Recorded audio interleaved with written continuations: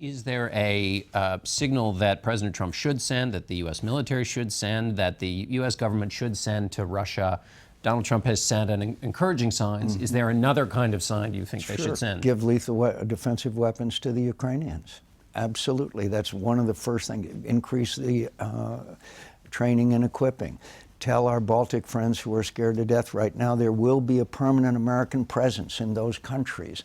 And so, some of that, to give credit to the Obama administration, was begun there. It's got to be a clear signal of support, and then we have to counter Russian propaganda, which is succeeding, particularly with Russian-speaking inhabitants of the Baltics in particular. Let me ask you, on the question of waterboarding, the president twice said last week that although he supports torture and he says the intelligence agents have told him it works, that General Mattis, his Secretary of Defense, has said no, and that he's going to trust him. So is the issue done for you in terms of? I pray that it's done. I appreciate General Mattis's comment, and especially General Mattis's comment about what it does to the people who commit the torture.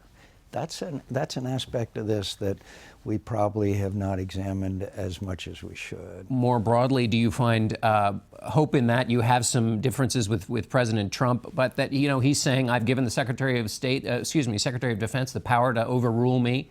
Do you see that more broadly as a positive sign for President Trump? I think the national security team around President Trump is very impressive, and I think you couldn't ask for a better one, whether it be General Kelly, General Flynn is great, General Mattis, and the ones they are bringing on board on their team. I am worried about the National Security Council, who are the members of it and who are the permanent members. The appointment of Mr. Bannon is something which is a radical departure from any National Security Council in history. Remember Karl Rove? There was when he sat in on one, and Axelrod, when he was supposedly.